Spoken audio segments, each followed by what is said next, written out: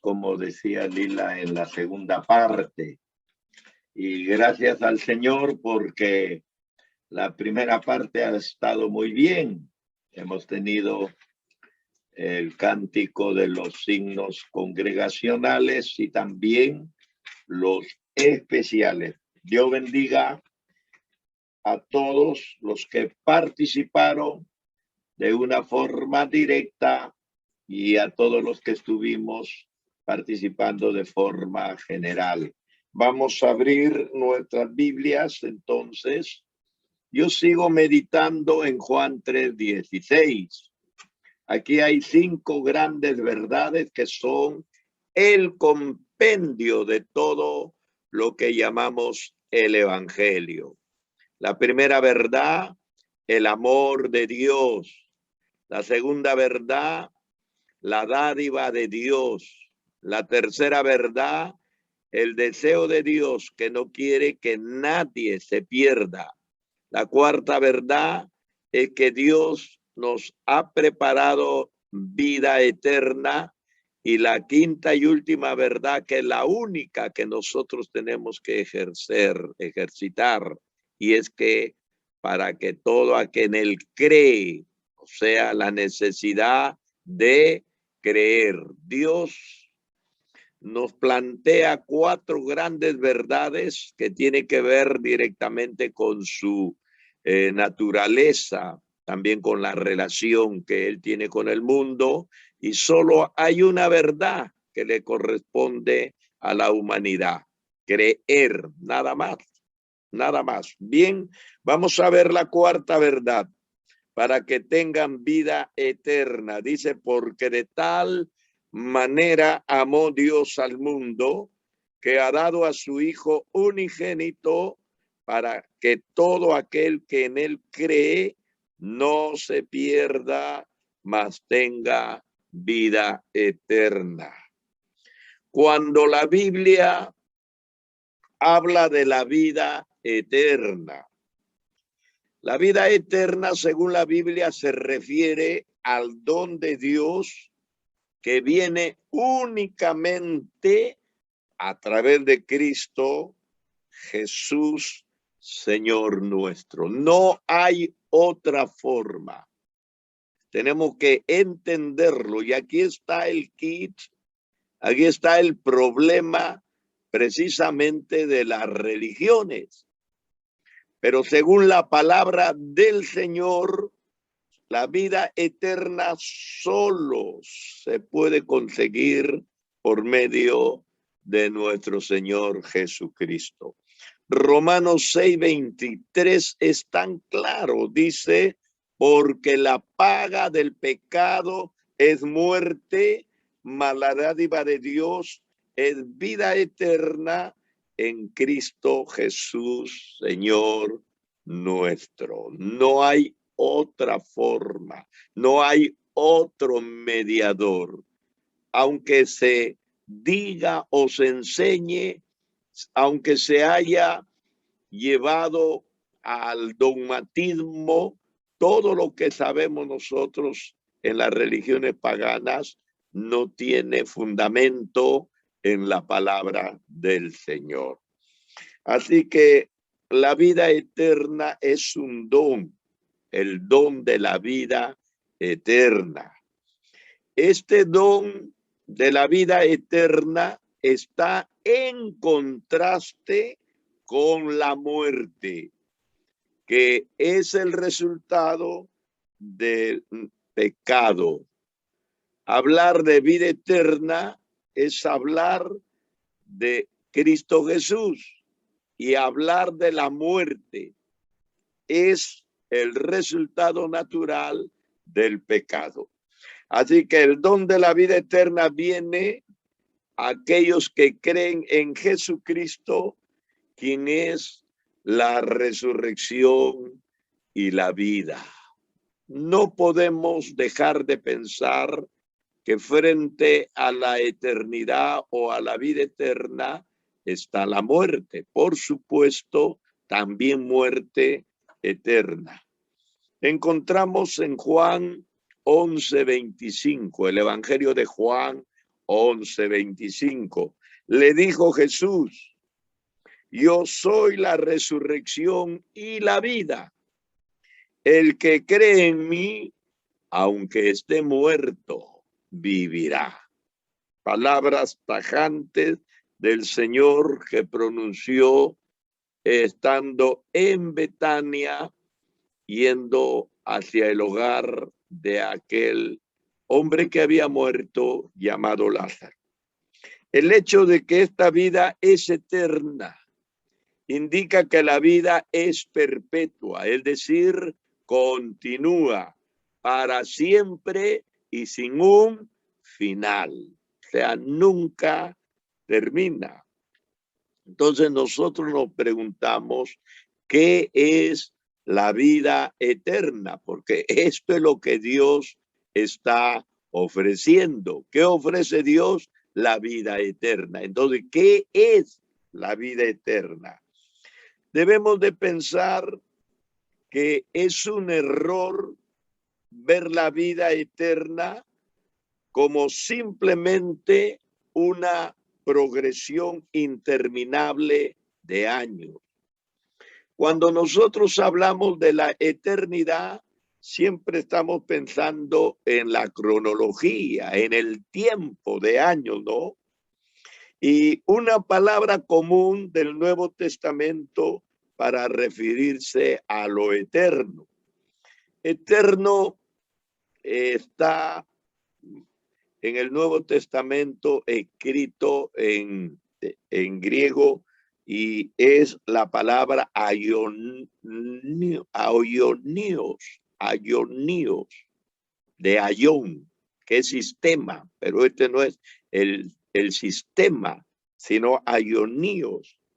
Y aionios lleva la idea de calidad al igual de cantidad, o sea, eterno aionios en Dios tiene la expresión de calidad, es vida de calidad. Lo que Dios ofrece es vida de calidad, no es una supervivencia, no es una vida a medias, sino es una vida de calidad, pero también es una vida de cantidad.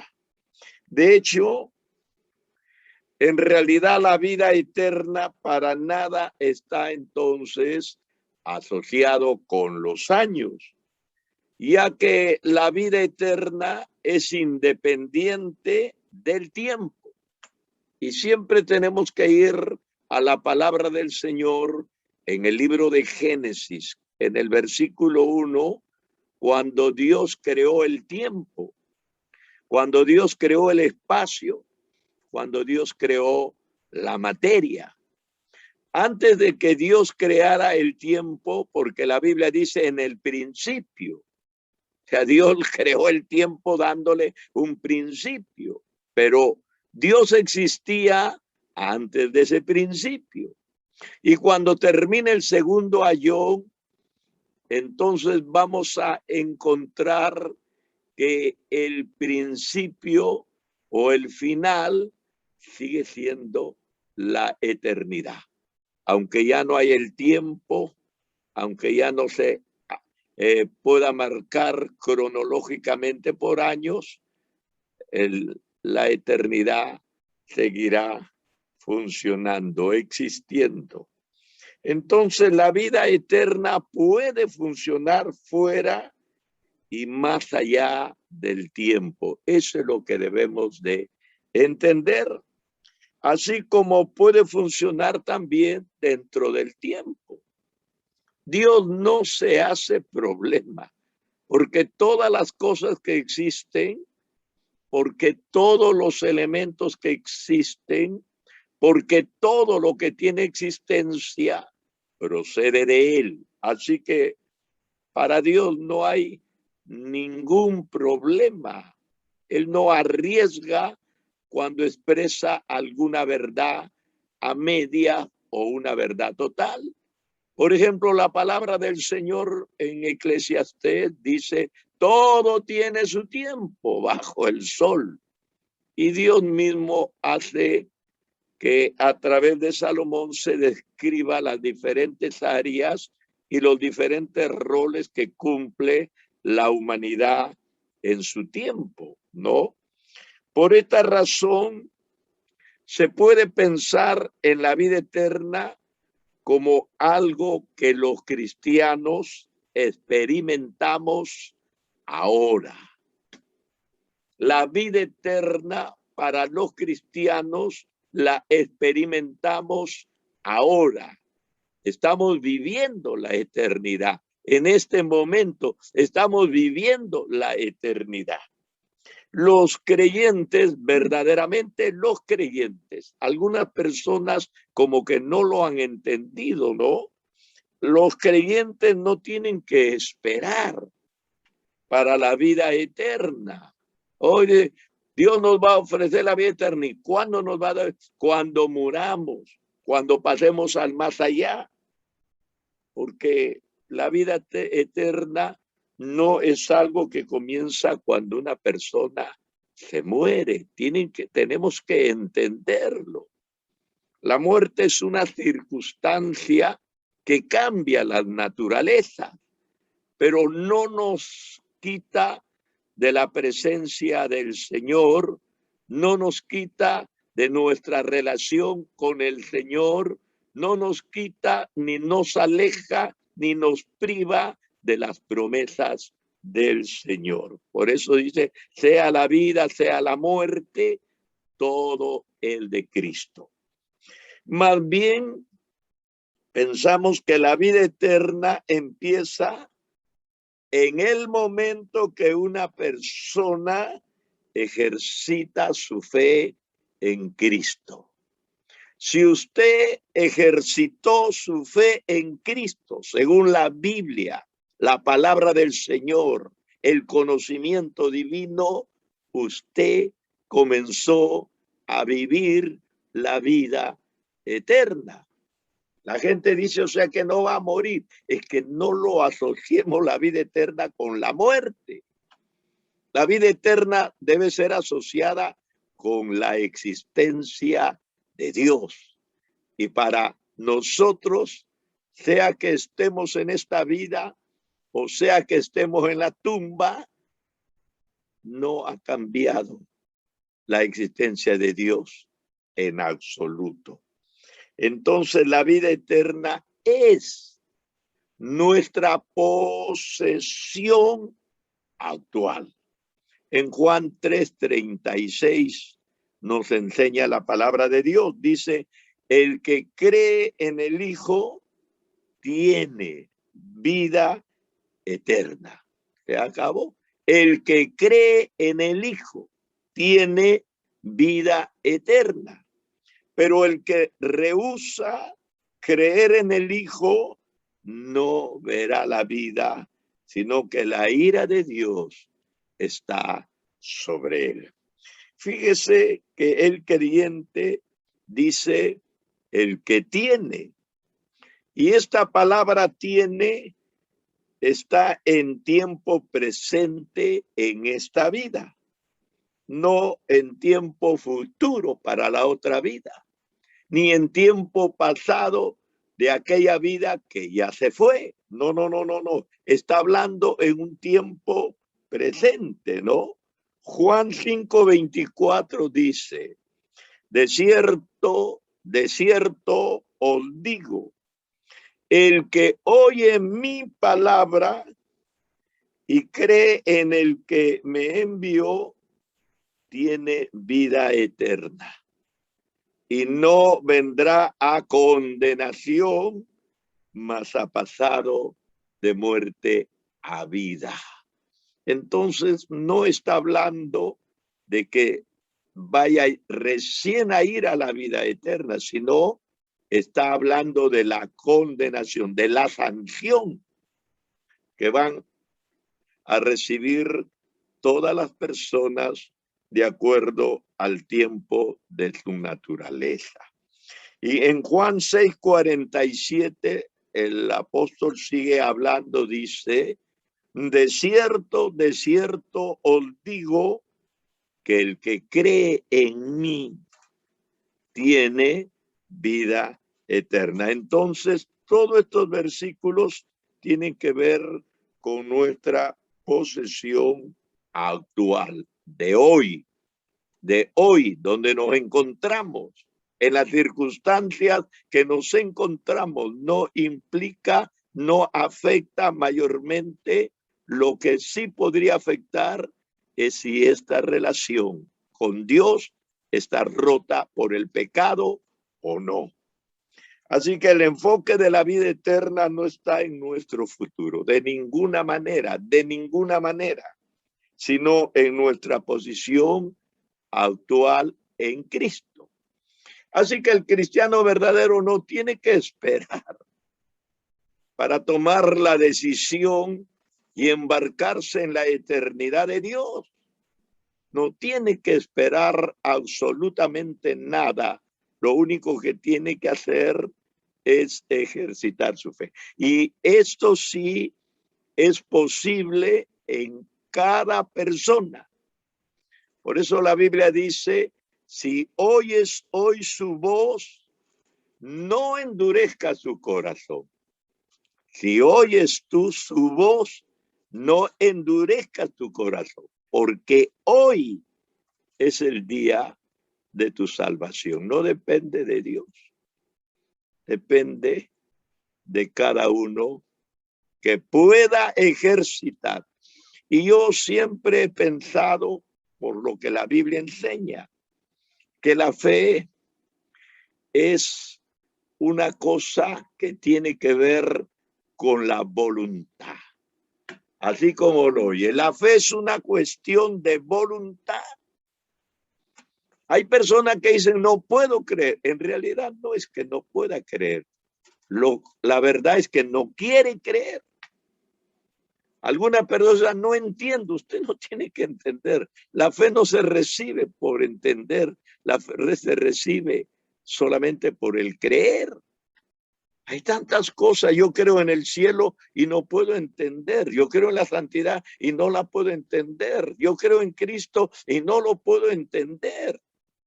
Hay cosas que no se pueden descifrar solamente por el hecho de que las oigo nombrar o tengo la representación a través del idioma, a través del pensamiento o del sentimiento. Hay cosas que no podemos entenderlo. Y no solamente hablando de lo espiritual, sino también de lo material. Hay gente que come y no puede explicar la función digestiva de los alimentos. Hay personas que en realidad no podríamos hacerlo, pero estamos vivos, ejercemos nuestra voluntad en la vida. Entonces la fe es igual. Cuando una persona se encuentra al margen de la fe, es porque esa persona no fue marginada. Ella misma se marginó. Ella decidió no creer. ¿Y por qué la gente decidiría no creer? Porque no le conviene creer.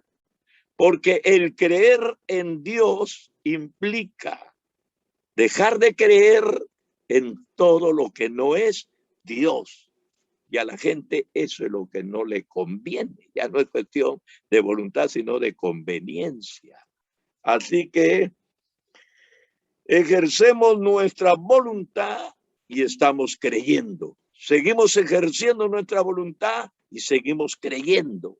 Y esa voluntad sujeta a la palabra de Dios es la que nos está dando la vida eterna de Dios.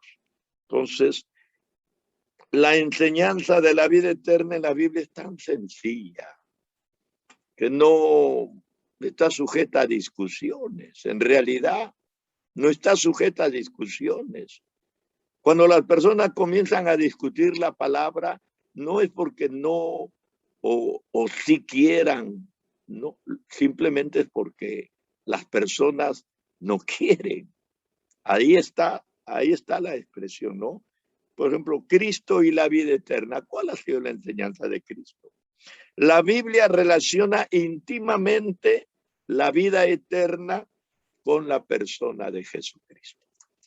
En Juan 17:3, este versículo tan conocido y es un versículo tan creído, que dice, esta es la vida eterna, en la enseñanza de Jesús, no de un apóstol, no de la iglesia.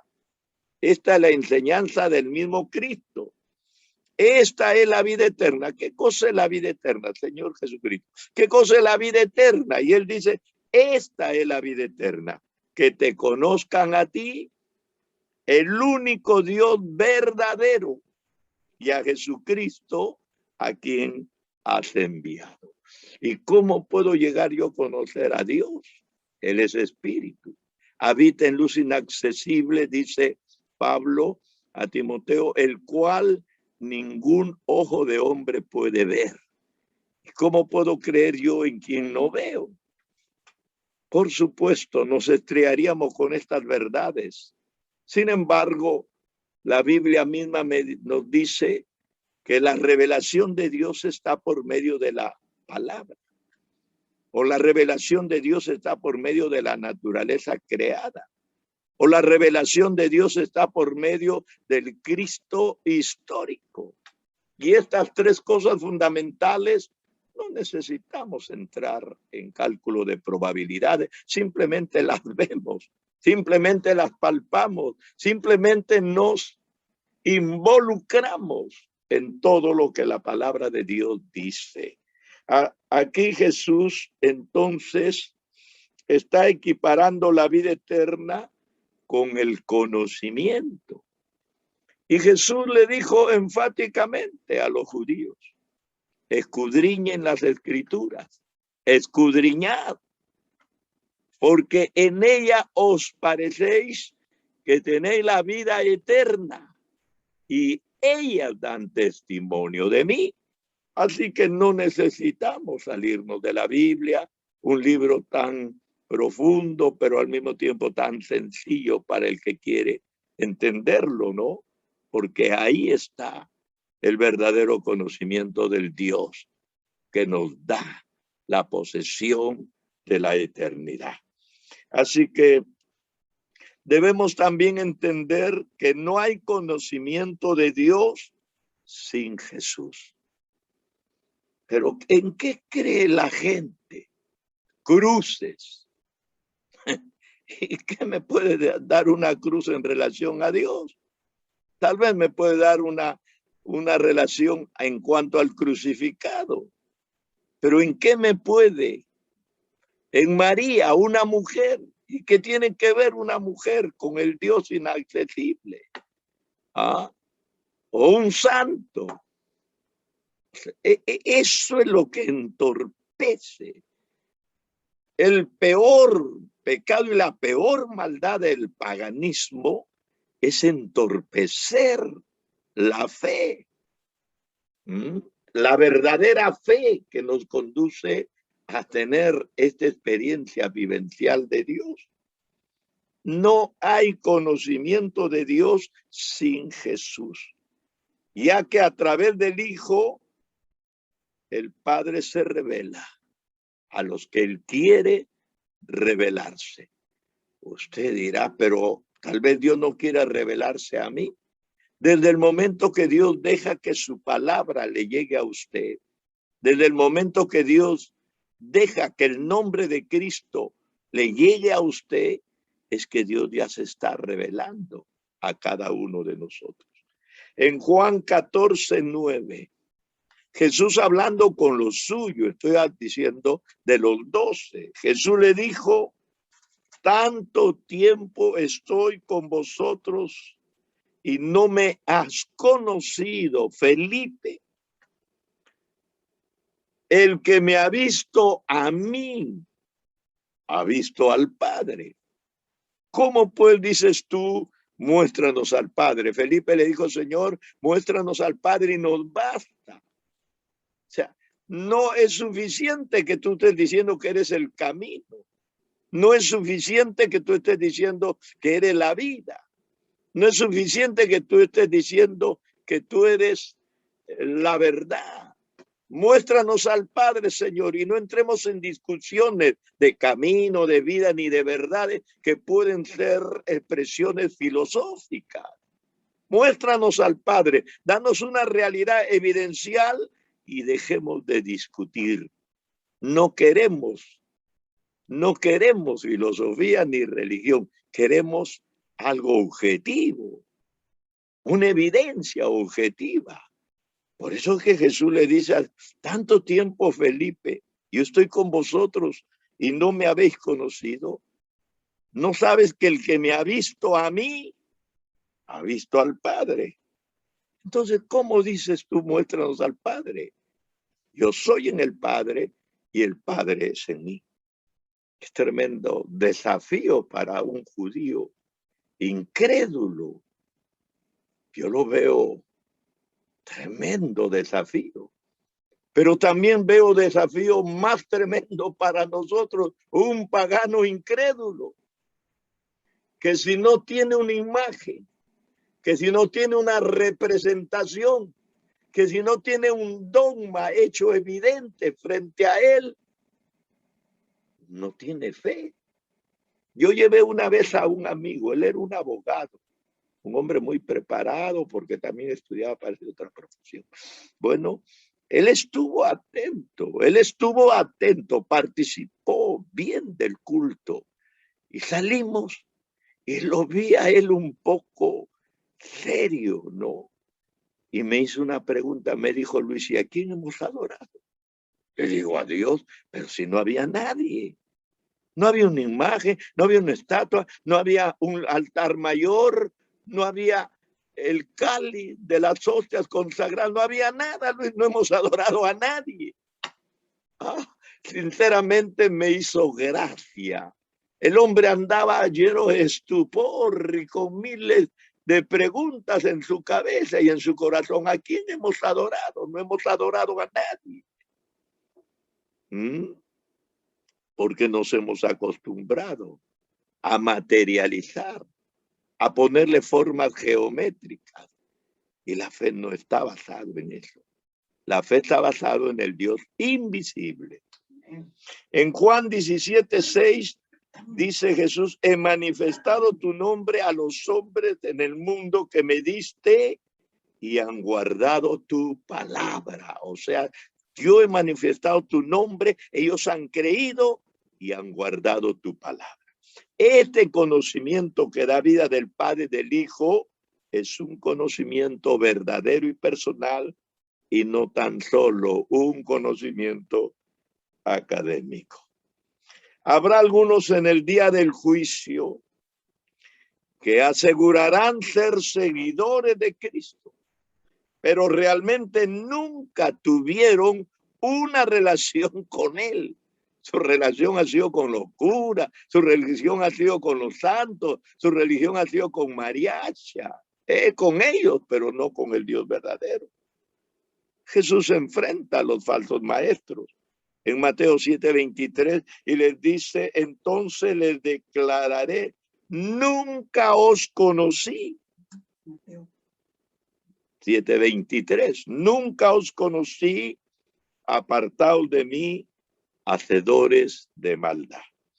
Pablo y la vida eterna. Voy terminando ya, pero quiero fundamentar bien esto de la vida eterna. Lo hemos visto en la enseñanza de Jesús, un desafío para los apóstoles que le conocen, pero no entienden la relación con el Padre, con el Dios invisible. Pablo y la vida eterna. El objetivo del apóstol Pablo fue conocer al Señor. Y él relacionó ese conocimiento a la resurrección de entre los muertos, porque Pablo nunca vio a Jesús en vivo y en directo antes de la crucifixión.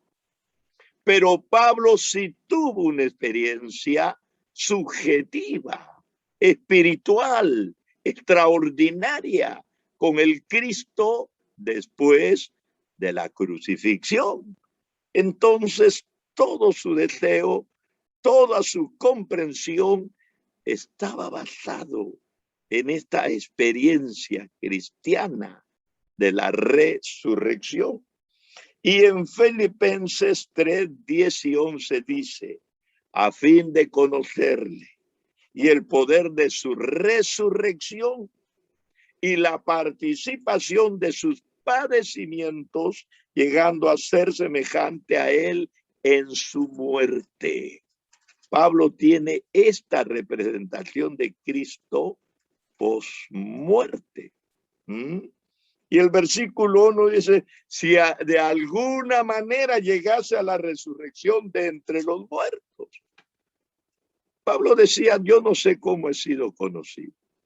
A mí se me apareció como un abortivo, como alguien que no había nacido, con una naturaleza todavía no revelada, porque un niño que tiene el vientre de la madre no se sabe si nacerá vivo o nacerá muerto. Pues así se le apareció Jesús a Pablo. Pero él fundamenta toda la esencia del conocimiento de Dios a través de que Jesús se había levantado de los muertos y él basa su experiencia y su esperanza en que algún día también él se levantará de los muertos. Juan y la vida eterna, y con esto terminamos. En la Nueva Jerusalén, Juan ve en Apocalipsis 22, 1, 2. Después me mostró un río limpio de agua de vida, resplandeciente como cristal, que salía del trono de Dios y del Cordero. Y en medio de la calle de la ciudad, a uno y otro lado del río, estaba el árbol de la vida, que produce 12 frutos, dando cada mes su fruto, y las hojas del árbol eran para la sanidad de las naciones. Eso es lo que describe Apocalipsis 22, 1 y 2. En el Edén nos rebelamos contra Dios y fuimos desterrados del árbol de la vida. Cuando Dios dijo, de todo fruto del árbol podéis comer, pero del árbol que está en medio del huerto, es el árbol de la ciencia del bien y del mal, de ese no comeréis, porque el día que comiereis, ciertamente morirás. En su rebelión el hombre hizo lo que no debía, y por haber hecho lo que no debía, fue sacado del huerto. Génesis 3:24, echó pues fuera al hombre y puso al oriente del huerto del Edén querubines y una espada encendida que se revolvía por todos lados para guardar el camino del árbol de la vida, que quedó en medio del huerto del árbol de la vida. Al final, Dios, por su gracia, restaurará nuestro acceso al árbol de la vida. La palabra del Señor es un silogismo completo, un pensamiento lógico completo. Los que han podido leer o meditar algo sobre la lógica aristotélica pueden darme la razón. Comienza con una premisa y termina concluyendo con estas grandes verdades. Al principio, que el hombre lo pierde todo por su rebeldía, y al final que lo consigue todo por su obediencia. Este acceso de conseguirlo todo por la obediencia se logra a través de Cristo, que es el Cordero de Dios que quita el pecado del mundo. Dios no obra como David Copperfield. Dios no lo hace así. Dios obra de una forma lógica y objetiva. Eso es lo que me gusta de la palabra del Señor. Nos habla del mal, nos habla del diablo, nos habla del infierno. Y como un libro santo va a darle tiempo para hablar de la brujería, hechicero. La Biblia nos habla de todo, sin temor a que la gente diga, ¿cómo es posible que en Dios santo permita esto? Bueno, hay cosas que Dios no lo permite. El hombre, en su gran prepotencia, es el que se ha desviado y ha creado sus asuntos medios complicados. Dios no lo permite, por supuesto, él no lo ha creado, ¿no? Mire, Juan cuando lo presenta Jesús, después de haberlo bautizado al siguiente día, dice en Juan 1:29, al siguiente día vio Juan a Jesús que venía a él y dijo, he aquí el Cordero de Dios que quita el pecado del mundo. Ahora mismo Dios Padre invita a cada pecador ¿a qué? A que conozca a Cristo, el Cordero de Dios, que quita el pecado eterno y nos da la vida eterna. Se complementa. Romanos 6:23, ¿no?